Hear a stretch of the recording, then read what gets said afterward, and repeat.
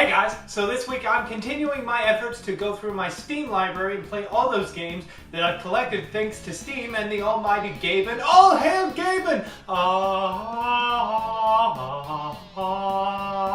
But anyways, this week I'm playing Dungeon Defender, which is a game I've had for a while. I've even had it on my phone for like a year and I never got a chance to play. So is it any good? Was it worth me taking the time to install it even? Or is it this amazing game? I don't know. Well, listen to my opinion.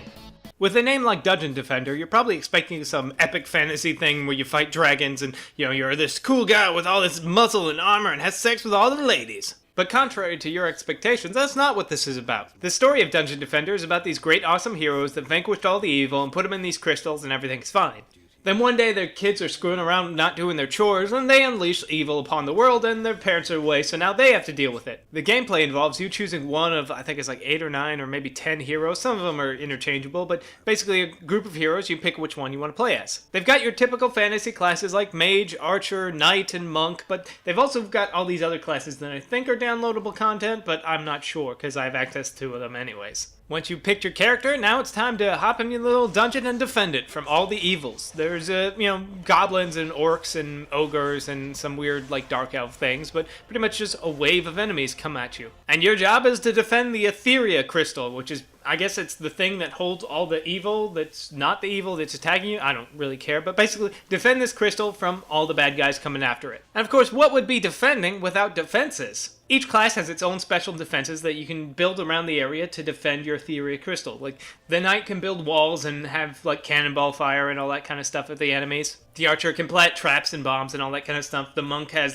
auras that can damage or slow the opponents. There's even a hero class you can pick that has no defenses at all and he just uses attacks. There are 2 distinct phases in the game. There's the build phase, which, obviously, you build. You use all your mana from the previous phases to build up all your crazy defenses, and then you wait for the next phase where they come and hit all your defenses, and then you can fight them. After you've wiped out that wave of enemy, you can, upgrade your defenses, build more defenses, and upgrade your character if you've leveled up. The game is a traditional tower defense in all that aspects. You build your towers, you defend things. But you always have your little dude running around, so not only do your towers attack them, you can, jump into the fray and slice and dice or fire arrows and all that good stuff. The game has this really great Warcraft 3 Dota feel kind of going on for it, and that would be a plus for most people, but those were really dark days for me.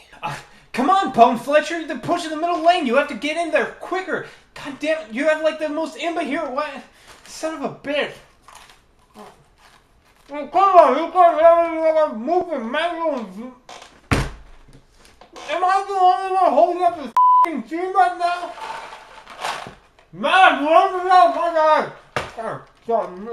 Amateurs.